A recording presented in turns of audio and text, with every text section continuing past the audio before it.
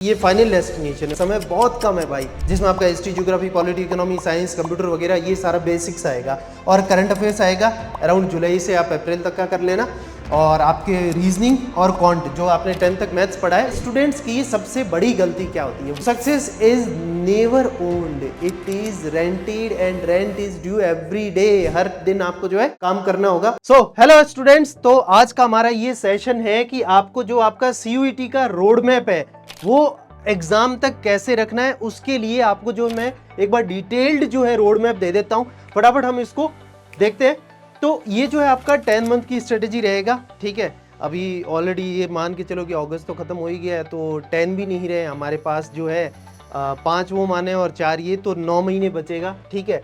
तो अगर आपने अगस्त से स्टार्ट किया हो तो आपका 10 है, एल्स आपका ये 9 मंथ का हो गया है, ठीक है। और उसमें भी अगर आपका एग्जाम फर्स्ट डे है तो भाई मान लो 15 मई से जनरली स्टार्ट होता है, तो फिर आपके पास और भी 8.5 महीने हैं, ठीक है। समय बहुत कम है भाई, ठीक है। तो इसमें जो है आपको बोर्ड्स के साथ अपने ड्रीम यूनिवर्सिटी में जाना है, उसी के रिगार्डिंग एक इंटीग्रेटेड है। फिर understanding CUET 2026 the game plan. सबसे पहले तो देखो एक हल्का सा जो है कुछ सेकंडों में बता देता हूँ। एक तो जो है हमारा सेक्शन 1 इसमें लैंग्वेज होता है, आप हिंदी, इंग्लिश जो आप चाहें, मराठी या कुछ भी आप ले सकते हैं, ठीक है। उसका आपको जो है रीडिंग कॉम्प्रिहेंशन एक आरसी मिलेगा, वोकैब और ग्रामर आपको प्रिपरेशन करनी है, ठीक है। ये आपका हो सकता है आपने 10 तक पढ़ा हो तो ठीक है, नहीं तो आपको जो इसमें किसी बुक या कोचिंग का रेफरेंस लेना पड़ेगा। फिर है सेक्शन 2 डोमेन। डोमेन वही है कि जो हमारे 12th में सारे सब्जेक्ट्स हैं, आपने चाहे पढ़े हो नहीं पढ़े हो आप फिर भी उसको ले सकते हो, ठीक है। सिर्फ एक डीयू ऐसा है जो ये बोलता है कि आपने 12th में जो लिया है वही यहाँ पे आपका मैच होना चाहिए, हम मैचिंग करेंगे। अगर मैच नहीं हो पा रहा है तो फिर गए भाई, ठीक है। तो वो तो एडमिशन नहीं देंगे, बाकी सब में चल जाता है। तो आपका जो ये डोमेन का सिलेबस है वो सेम 12th वाला सिलेबस है, based on entirely on class 12th का सिलेबस। उससे बाहर एक सवाल नहीं आता एनसीईआरटी से, 11th की एनसीईआरटी से भी नहीं आएगा, ठीक है।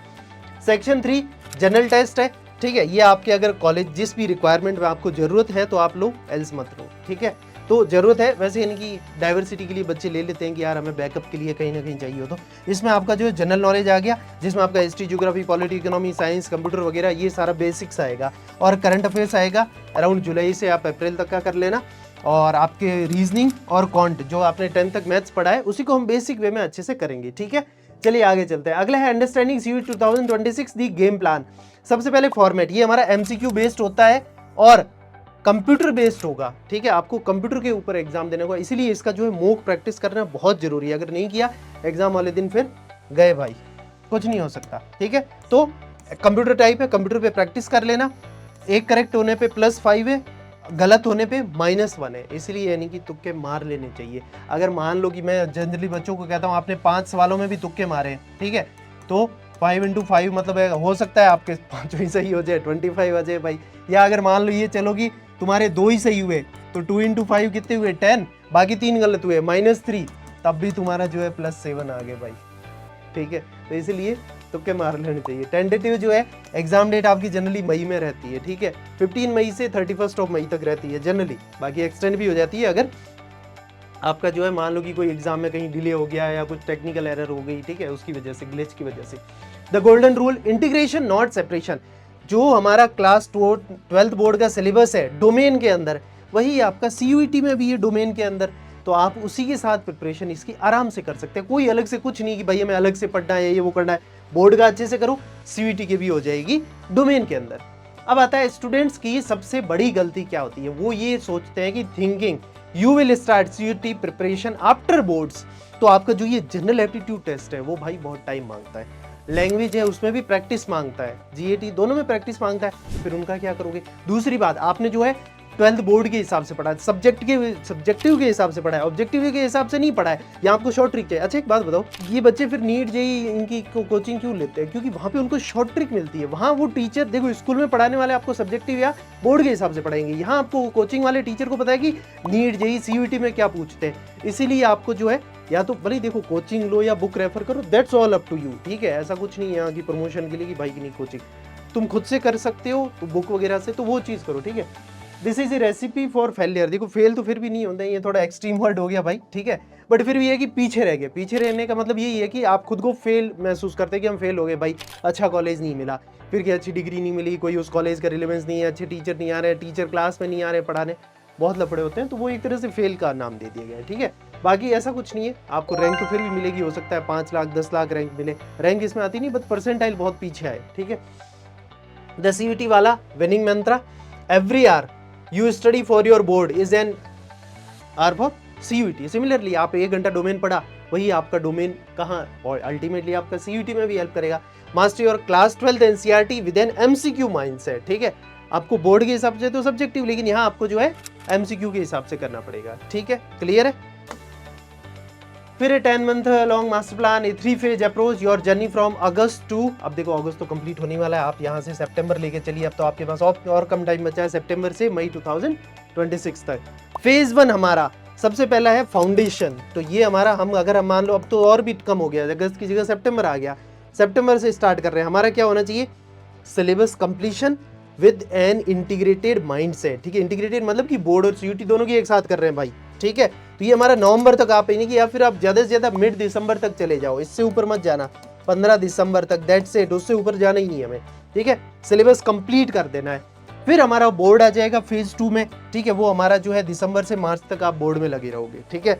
अगर आप तब तक बोर्ड में हो तो आप जो है बोर्ड में अच्छे नंबर, देखो अगर आपने सिलेबस कंप्लीट किया, डोमेन अच्छे से किया, चाहे CUET के लिए की हो, बोर्ड में हेल्प करेगा आपको। अगर आपने बोर्ड में अच्छे से कर लिया है, जनरली ये देखा जाता है कि जो बच्चे बोर्ड्स में अच्छे होते हैं उनका CUET में भी अच्छा स्कोर आता है, लिटरली। क्यों? क्योंकि उनके डोमेन अच्छे हैं, ठीक है। अगर आप, और दूसरी बात 95% प्लस आए नहीं है, उससे इतना कोई फर्क नहीं पड़ता। आज की मैं एक और रियलिटी बता दूं, 12th के परसेंटेज या मार्क्स कहीं काम नहीं आ रहे। UPSC कहता है कि आप 12th पास हो, चलेगा। SSC कहता है 12th पास हो, गवर्नमेंट एग्जाम में आपके 12th पास हो। कई सारे ऐसे गवर्नमेंट एग्जाम होते हैं जहाँ फर्स्ट डिवीजन जरूर मांगते हैं, ठीक है। जैसे मैं था, मेरा हिंदुस्तान जिंक लिमिटेड में था, वहाँ उनका रूल था कि भाई 10th 12th और कॉलेज तीनों में फर्स्ट डिवीजन होना चाहिए। और कई कोर्सेज भी ऐसे हैं जिनमें फर्स्ट डिवीजन तक मांगते हैं, 50% तक, है ना। तो हमें एटलीस्ट फर्स्ट डिवीजन तो भाई रखना ही है, ठीक है। बाकी बोर्ड पे इतना नहीं भी ध्यान दोगे, आगे कहीं लाइफ में कोई पूछने वाला नहीं है तुम्हें, ठीक है।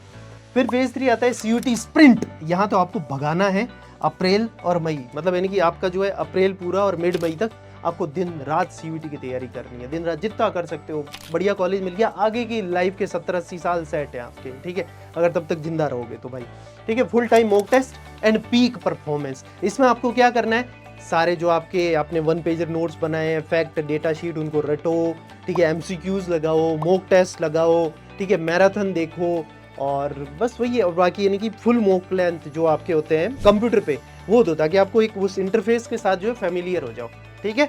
ये चीज हो गई।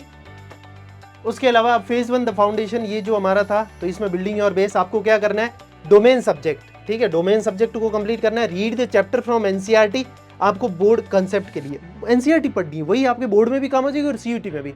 फालतू इधर उधर कहीं नहीं भागना है, सिर्फ और NCERT से स्टिक रहो। मैं अभी भी कह रहा हूँ भाई, एक्सपीरियंस से कह रहा हूँ, ठीक है। फिर immediately solve 50+ MCQ on that same chapter, ये सही कहा। आपको CUET के लिए अगर तैयार होना है, 50 MCQ लगाओ। 50 MCQ जो है आप यानी कि जैसे PW की बुक आती है उससे लगाओ, या हमारे कोई वीडियोस पढ़े हो पुराने उससे लगाओ, ठीक है। या आपको DPP मिल रही है यहाँ क्लास में, उससे लगा लिए। और आपको लग रहा है मुझे तो और चाहिए, कुछ मत करो, ChatGPT, जेमिनी, इन पे जाओ, बोलो कि मेरा 12th की NCERT का पॉलिटी का चैप्टर नंबर 1 ये है, इस चैप्टर के अंदर से सिर्फ जो MCQ बन सकते हैं वो मेरे को बना के दो, 20 MCQ, ठीक है। तुम्हें लग रहा है कि वो उसके अंदर से हैं, उनको करते जाओ सोल्व, जो लगता है बाहर से छोड़ो, उसको देखना ही नहीं है, ऐसे भी कर सकते हो तुम, ठीक है। 50 MCQ लगाओ भाई। लैंग्वेज, रीड न्यूज़पेपर, ये अगर आपको लैंग्वेज आपने लिया है तो आप न्यूज़पेपर पढ़ो इंग्लिश का वगैरह, तो उसका आपका कॉम्प्रिहेंशन और वोकेबलरी अच्छी होगी। वोकेबलरी का एक नोटबुक बना लिया भाई, ठीक है। जनरल टेस्ट है, वीकेंड्स पे करो आराम से, सैटरडे संडे को अच्छे से 1-1, 2-2 घंटे प्रैक्टिस करो बढ़िया से, लॉजिकल रीजनिंग की और क्वांट की।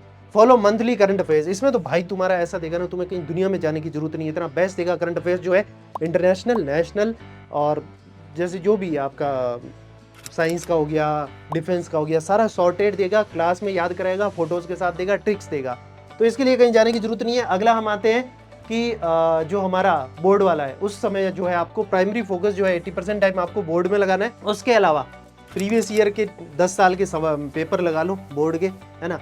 Practice writing long form answers, ठीक है। Master presentation long form answers आपको आगे कहाँ UPSC अगर आप देते हो तो उसमें हेल्प करेगा। स्मार्ट CUET और प्ले 20% टाइम दे सकते हो तो बिल्कुल देना, ठीक है। वाइल रिवाइज, जब भी बोर हो जाओ ना, डोमेन पढ़ गए तो ये पढ़ लिया, इसका करंट अफेयर्स हो गया, क्वांट रीजनिंग मतलब GT का या लैंग्वेज हो गया। While revising NCERTs make 1 pager notes, जो मैं आपको बोल चुका था, 1 पेजर नोट्स किस चीज़ के, ठीक है। फैक्ट के कोई हो गए कि भाई क्विट इंडिया मूवमेंट कब स्टार्ट हुआ, कहाँ से स्टार्ट हुआ, दांडी मार्च जो है वो कहाँ से स्टार्ट हुआ, किसने स्टार्ट किया, ऐसे फैक्ट हो गए, डेट हो गई, ठीक है, और फॉर्मूलाज हो गए, जैसे क्वांट और रीजनिंग में जहां भी आपको फॉर्मूलाज लगे वो फॉर्मूलाज का 1 पेजर नोट्स बना लिए। Attempt 1 sectional mock test every Sunday to stay in the MCQ zone. अगर हो सके तो यार देखो सेक्शनल मॉक टेस्ट जरूर लगाना है, यहाँ आपको मिलेगा ही, खैर तो वो आप लगा लेना। फिर उसके बाद है आपका keep GT and language preparation on low burn, ठीक है, ये थोड़ा कम 1 से 2 घंटे पर वीक ही रखा क्योंकि हमारे बोर्ड से। फिर उसके बाद हमने final 45 days full power to CUET, ये कट गया थोड़ा सा, कोई बात नहीं, CUET, ठीक है। The complete gear shift, forget subjective answer, it's all about speed and accuracy. अब वो आपका सब्जेक्टिव वहीं तक था, अब आपको चाहिए स्पीड, शॉर्ट ट्रिक चाहिए, नेमोनिक्स चाहिए, हर चीज को रटने का। जैसे हम पीरियडिक टेबल में हमारे जो सर पढ़ाते थे कोटा में हमें, मेरे जेई के टाइम पे, तो वो हमें सिखाते थे हलीना की रबड़ी सस्ती फ्री, बेटा मांगे कार स्कूटर बाप रोए, ये इन्वेंट करने वाले हमारे ही टीचर थे, वो हमें पढ़ाते थे। तो ऐसे आपको शॉर्ट ट्रिक जो है नेमोनिक्स ऐसी यूँ बनानी पड़ेगी जिससे आप चीज़ें रट सको इजीली, ठीक है। इट्स ऑल अबाउट स्पीड और एक्यूरेसी, एक्यूरेसी भी चाहिए, जैसे ये जनरल टेस्ट वगैरह हो गया, मैथ्स का हो गया आपका, ठीक है। फिर डेली नॉन नेगोशिएबल रूटीन आपको रखना है, रूटीन फॉलो करो स्ट्रिक्टली हो सके जितना, ठीक है। पर उसकी वजह से ये नहीं कि फॉलो नहीं हो पाया आज भाई तो कि स्ट्रेस ले लिया, एंग्जाइटी ले लिया, नहीं, आराम, ठीक है, उसको नेक्स्ट डे थोड़ा और फास्ट कवर करना है। Give 1 full length mock test जरूर देना है, कंप्यूटर पे बैठ के देना है। Spend 2 to 3 hours on deep, ठीक है, डीप लेवल, डीप एनालिसिस, ठीक है, ये अलग से आ गया, but deep analysis. Use an error notebook to track every mistake and why you got it wrong, ठीक है, एरर आपको पता करनी है, ठीक है। Concept gap versus silly mistake, ठीक है, तो आपका कॉन्सेप्ट में कहाँ गैप आ रही है या मिस्टेक्स कहाँ आ रही है, कैलकुलेशन मिस्टेक, वो आपको जो है लिख के रखना है ताकि यार वो गलती आप एग्जाम में ना करो। Revise your 1 page notes and the error notebook, कि भाई मुझे ये एरर नहीं करनी है। So success is never owned, it is rented and rent is due every day. हर दिन आपको जो है काम करना होगा। ऐसा कहते हैं ना कि इंसान फेल जो है एग्जाम वाले दिन नहीं होता है, वो हर दिन फेल होता है, जब वो नहीं पढ़ता है तो हर दिन फेल होता जाता है। तो इसीलिए हमें हर दिन मेहनत करते जाना है, ठीक है। आपको मैं अगर टाइम टेबल भी दूँ, स्ट्रक्चर योर डे, जो डोमेन जो है आपको डे टाइम एलोकेशन डेली जो है आप 1.5 घंटा दे दो। कॉन्सेप्ट भी किया और MCQ कर लिए, कॉन्सेप्ट तो आपके काम आ गया बोर्ड्स और इसमें दोनों में ही, और MCQ आपके यहाँ काम आ गया CUET में। सिमिलरली दूसरा और तीसरा डोमेन, अगर तीसरा डोमेन भी है तो उन दोनों को 1.5 घंटा, तो एक तरह से 3 घंटे हो गए। अगर आपके पास 3 डोमेन है, 1-1 घंटा तीनों को दे दिया, ठीक है। अगर 2 ही डोमेन है तो 1.5 घंटा दे दिया, ऑल्टरनेटेड और as per your school schedule, जैसे भी आपको ठीक लगे। लैंग्वेज का है 30 मिनट तो मिनिमम दो, ठीक है। वोकेबलरी रटने के लिए कि भाई इसका मीनिंग का है, इडियम्स, फ्रेजेस, एंटोनिम, सिनोनिम, इनके लिए आपको टाइम चाहिए, तो ये आप स्टार्टिंग से करोगे तब होगा। Reading and vocabulary. General test है 1 घंटा आपको देना है, focus on 1 area per day, LR, quant, current affairs, GK, ठीक है। तो आपको स्टार्टिंग में मुझे ये लगता है LR और कॉन्ट पे फोकस करना चाहिए क्योंकि इनके मार्क्स भी ज़्यादा हैं, सवाल भी ज़्यादा आते हैं, और ये आप करोगे तो हो जाएंगे। GK, करंट अफेयर्स में तो पूरी दुनिया पड़ी है पूछने के लिए उनके पास, वो कुछ भी पूछ लेंगे। फिर रिवीजन आपको करना है डेली 30 मिनट आप कर लो। तो revise what you have learned yesterday. Psychology की NCERT पढ़ी होगी ना, उसमें कहा जाता है कि भाई कल का पढ़ा हुआ आज फिर से पढ़ोगे, फिर कल और पढ़ोगे। 72 आवर्स में आपने अगर 3 रीडिंग्स कर ली तो आपको वो लॉन्ग टर्म मेमोरी में चला जाता है और फिर याद रहेगा, वरना आप भूलने के चांसेस बढ़ जाते हैं। तो होली ट्रिनिटी, इसमें जो है इंडिया की आपकी टॉप यूनिवर्सिटी, ये फाइनल डेस्टिनेशन है। उसके लिए हमें करना है क्या है, आप NCERT, ठीक है, रीड देम 5 टाइम्स। NCERT से स्टार्ट करना है, फिर CUET chapter wise PYQs books वगैरह हो गए, या आपने अगर बैच लिया है तो उसमें आपको मिल ही जाएंगे मॉक टेस्ट वगैरह, ठीक है। और DPP हर क्लास के साथ मिलेगी भाई। CUET मॉक टेस्ट बुक हो गई, ठीक है, उसके वो प्रैक्टिस इन फेज 3, और फिर आपका जो है फाइनल सिलेक्शन बच्चा। तो क्या कह रहा है, पिक्चर अभी बाकी है मेरे दोस्त, बिल्कुल बाकी, अभी पढ़ना है हमें सारा ही, ठीक है। सो प्रिपरेशन के साथ ही आपके CUET वाला आपको जो है फॉलो करते रहना है ताकि आपको सारे अपडेट मिले, स्ट्रेटेजी मिले वगैरह सारा, ठीक है।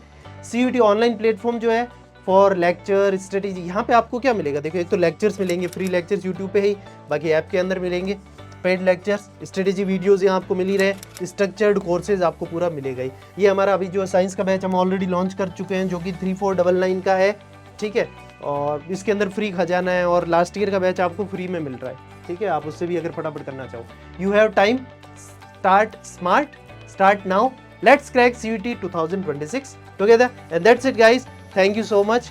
और कोई डाउट हो तो आप कमेंट बॉक्स में बताओ, और बाकी अच्छे से अभी लग जाओ, बहुत अभी भी टाइम है, बहुत टाइम है अभी तो भाई, सीरियसली कह रहा हूँ, देरी मत करो, ठीक है, लग जाओ। कोई भी हेल्प चाहिए हो तो बताना। That's all, love you all, take care.